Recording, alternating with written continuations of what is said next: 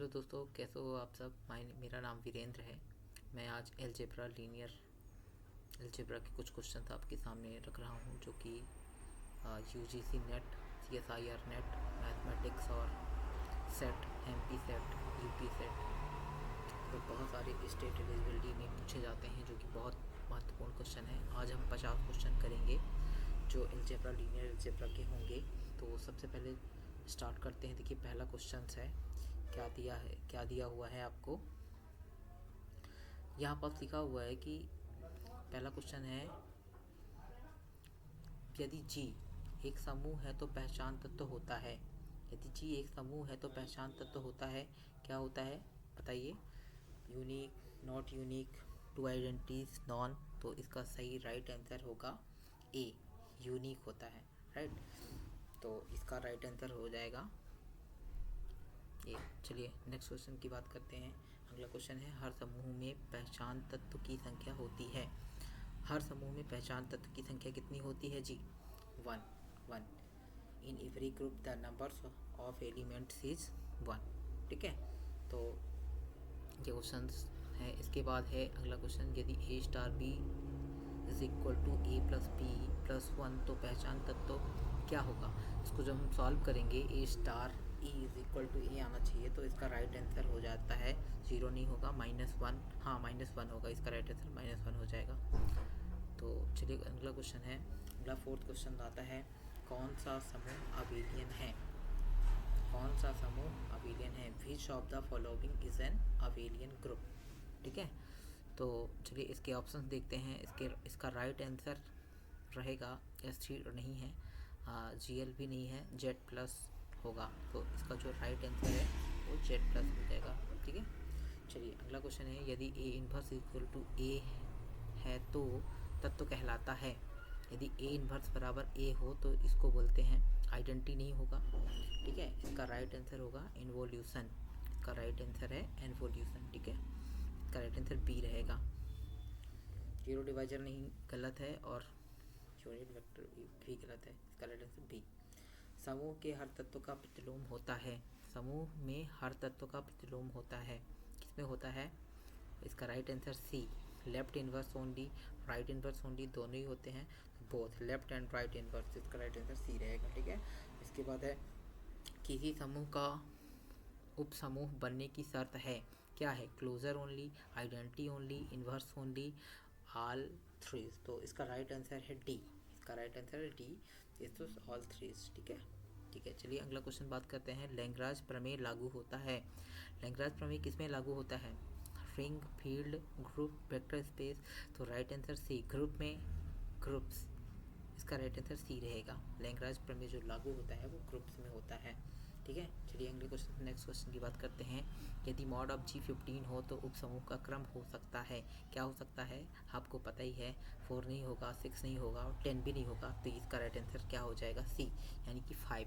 Mod of G का उप समूह का क्रम होता है, तो उसका राइट आंसर क्या रहेगा? आपके सामने स्क्रीन पे ऑलरेडी शो हो रहा है, वो क्या है राइट आंसर? सर 5।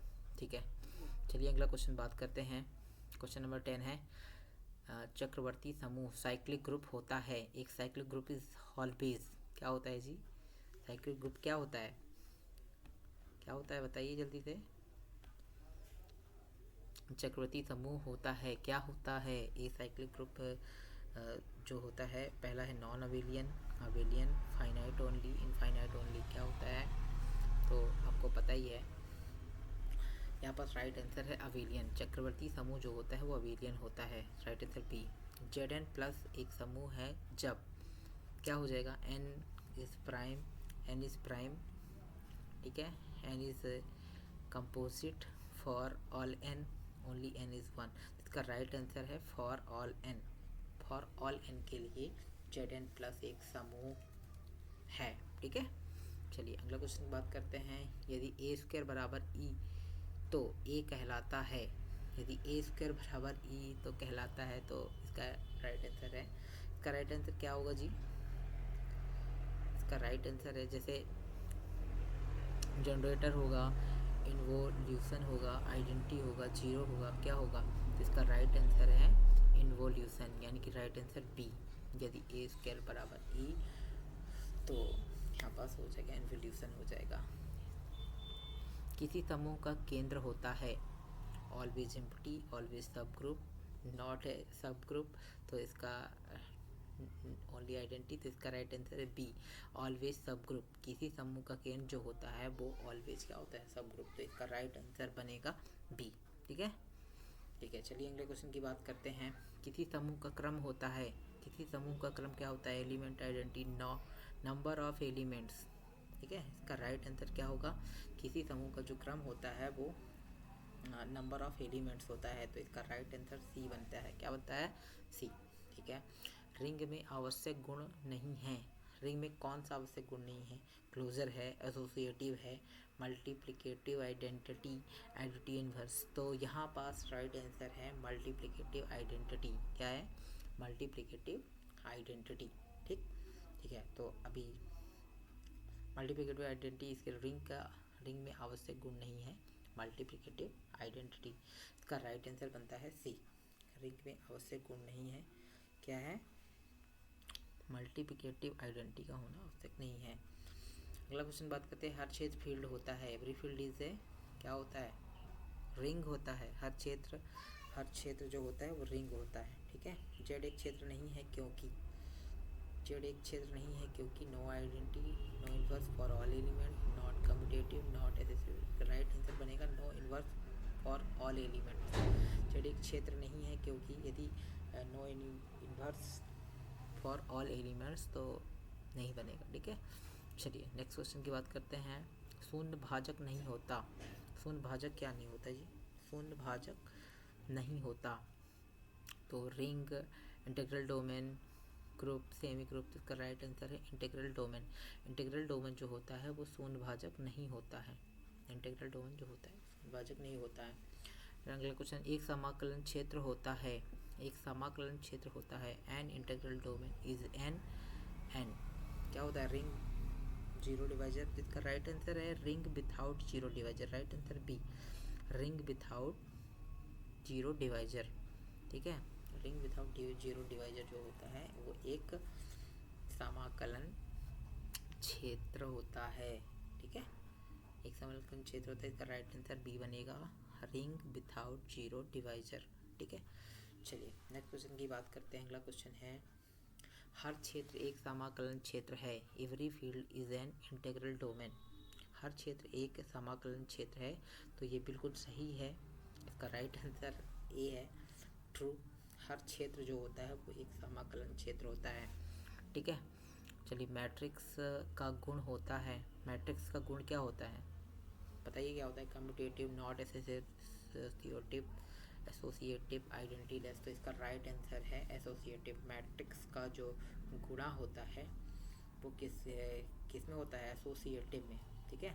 हर मैट्रिक्स इन्वर्टिबल है जब, तो ये सबको पता है matrix is invertible when determinants not equal to zero. ठीक है। चलिए तो राइट आंसर बी। किसी समूह का ट्रेस होता है, किसी समूह का ट्रेस क्या होता है, sum of diagonals, right answer B. Rank दर्शाता है, rank of matrix indicates, rank क्या दर्शाता है, तो इसका राइट आंसर जो होता है वो रो कॉलम नहीं, लीनियरली इंडिपेंडेंस रोज और कॉलम। इसका राइट आंसर सी है, जो रैंक क्या दर्शाता है, linearly independence rows and column.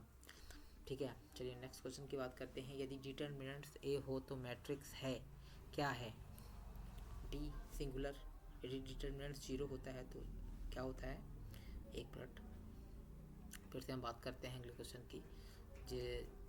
ठीक है, तो यहाँ पर ये है, डिटरमिनेंट्स जीरो हो तो मैट्रिक्स है, क्या है, यदि डिटरमिनेंट्स जीरो हो तो मैट्रिक्स सिंगुलर होता है, डिटरमिनेंट्स जीरो होता है तो मैट्रिक्स सिंगुलर होता है। समांतर समीकरणों का हल होता है, समांतर समीकरणों का हल होता है जब ए सिस्टम ऑफ लाइनर इक्वेशन है सॉल्यूशन व्हेन, क्या, समांतर समीकरणों का हल तभी होता है जब रैंक ए बराबर रैंक बी होता है, तब दोनों का रैंक सेम होगा तभी वो हल हो सकते हैं, नहीं तो नहीं हो सकते। तो राइट आंसर यहाँ पर क्या हो जाएगा, ई। ठीक है।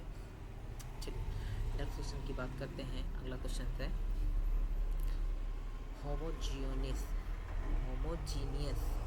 समीकरण का तुच्छ हल होता है, क्या होता है जी, no no solution, unique solution, trivial solution और आइडेंटिटी ओनली। तो राइट आंसर है सी। होमोजेनियस समीकरण का तुच्छ हल होता है वो ट्रिवियल सॉल्यूशन होता है, ठीक है, ट्रिवियल सॉल्यूशन यानी कि राइट आंसर सी। तो याद रखना, होमोजेनियस समीकरण का जो हल होता है, तुच्छ हल होता है, ऑलवेज हैव ट्रिवियल सॉल्यूशन होता है। होमोजेनियस समीकरण का क्या हल होता है जी? Trivial solution, right answer C. Vector space पर परिभाषित होता है, डिफाइंड ऑन वेक्टर स्पेस। तो scalar only, addition and scalar multiplication, product only, और तीसरा आंसर है डिवीजन। तो राइट आंसर बी है, एडिशन एंड स्केलर मल्टीप्लिकेशन।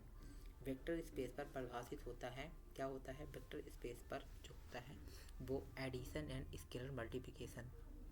तो राइट आंसर बी होता है यहाँ पास।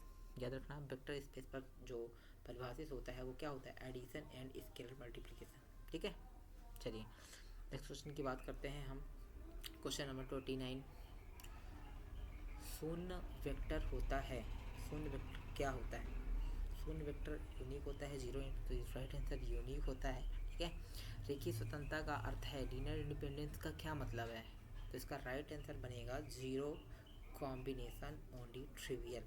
तो हम सीधे क्वेश्चन की आंसर के बाद बात करेंगे। रेखीय स्वतंत्रता का अर्थ है क्या है? राइट आंसर सी है, जीरो कॉम्बिनेशन ओनली ट्रिविएशन। क्योंकि जब हम क्वेश्चन को सॉल्व करते बहुत सारे ऑप्शन पढ़ते तो हम कंफ्यूजन हो जाते हैं। तो हम यहाँ पर सब क्या करने वाले हैं, क्वेश्चंस और राइट आंसर पे ही हम फोकस करेंगे और इसे बोलेंगे। बाकी क्वेश्चन मन में हम ध्यान देंगे, लेकिन हम जो रिपीट करेंगे और पढ़ेंगे वो सिर्फ और सिर्फ क्या देंगे, राइट आंसर रहेंगे। क्योंकि हमारा फोकस राइट आंसर पर ही होने चाहिए और वो वही दिखना चाहिए। बाकी में भी दिखेगा लेकिन हम बोलेंगे सिर्फ राइट, ठीक है।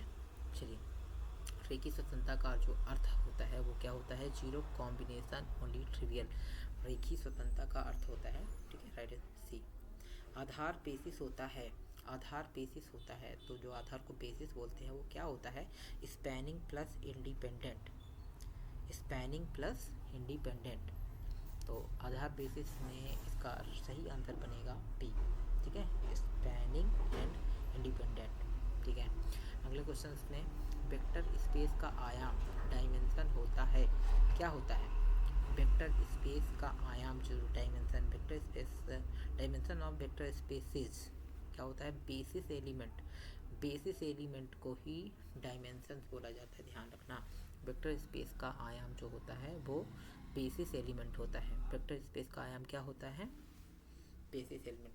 बी, हर सीमित आयामी वेक्टर स्पेस का आधार, हर सीमित आयामी वेक्टर स्पेस का आधार फाइनाइट बेसिस होता है, ठीक है। एवरी फाइनाइट डायमेंशनल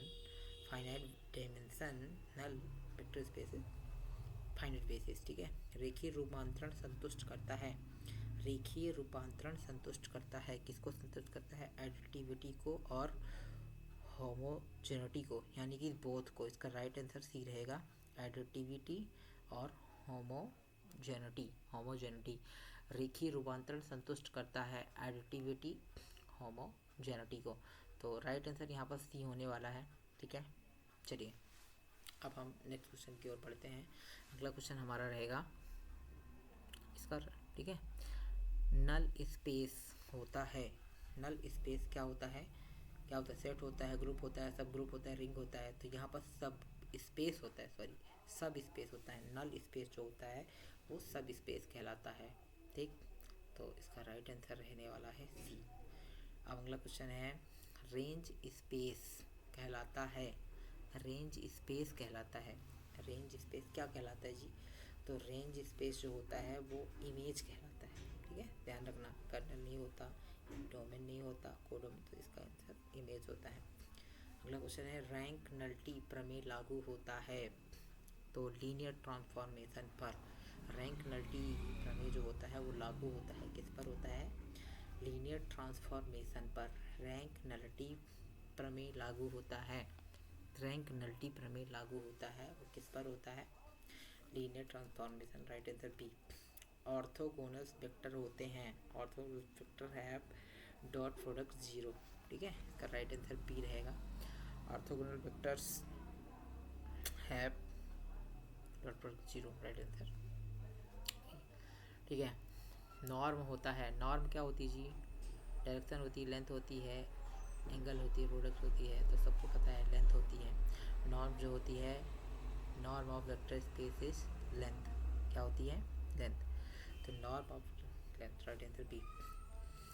आंतरिक गुणन होता है, आंतरिक, इनर प्रोडक्ट गिव्स, आंतरिक गुणन देता है, सॉरी, आंतरिक गुणन देता है, क्या देता है? स्केलर देता है, क्या देता है? स्केलर, राइट आंसर है। ऑर्थोगोनल सेट में, ऑर्थोगोनल सेट में क्या होती है जी? लेंथ 1 होती है। ऑर्थोगोनल सेट में लेंथ क्या होती है? 1 होती है। ऑर्थोगोनल सेट में लेंथ 1 होती है, ठीक है, तो याद रहेगा। यूनिट मैट्रिक्स होता है, यूनिट मैट्रिक्स क्या होता है? यूनिट मैट्रिक्स आइडेंटिटी मैट्रिक्स होता है। यूनिट मैट्रिक्स क्या होता है?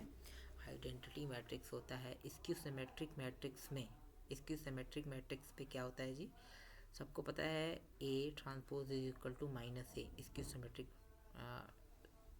मैट्रिक्स में A transpose is equal to minus A, का राइट आंसर रहेगा बी, ठीक है।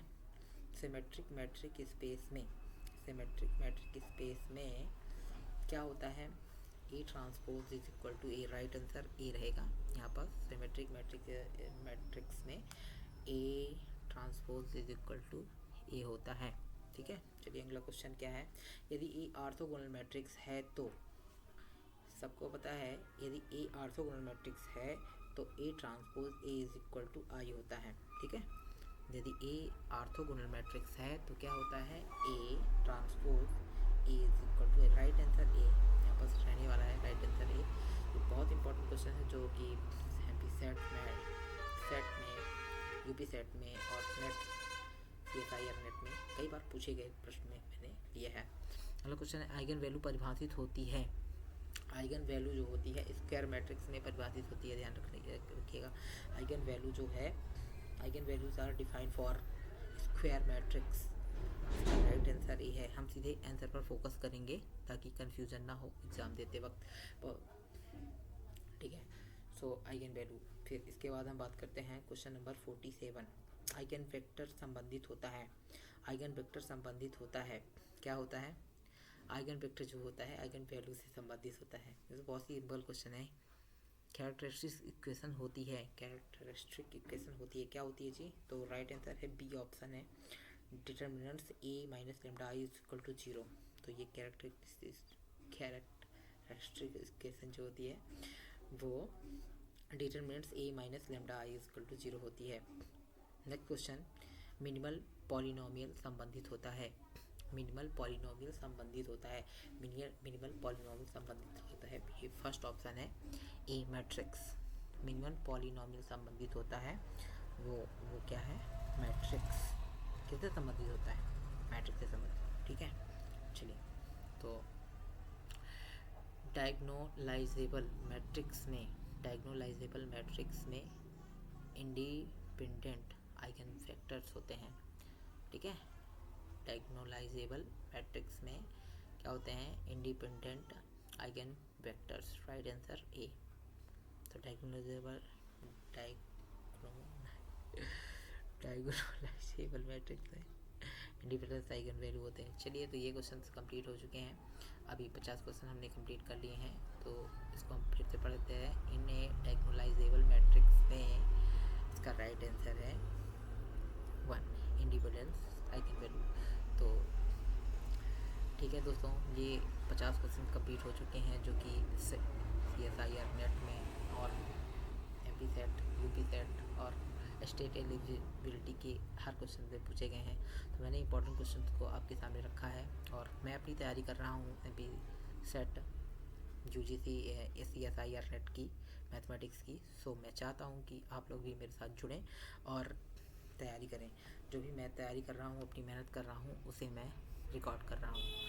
तो इससे क्या होगा कि आप लोग को भी फ़ायदा मिलेगा पढ़ाई करने में, और मेरी चीज़ें रिकॉर्ड हो जाएंगी और मेरी पढ़ाई भी हो जाएगी, ठीक है। तो आज के लिए बस इतना ही। धन्यवाद। जय हिंद, जय भारत।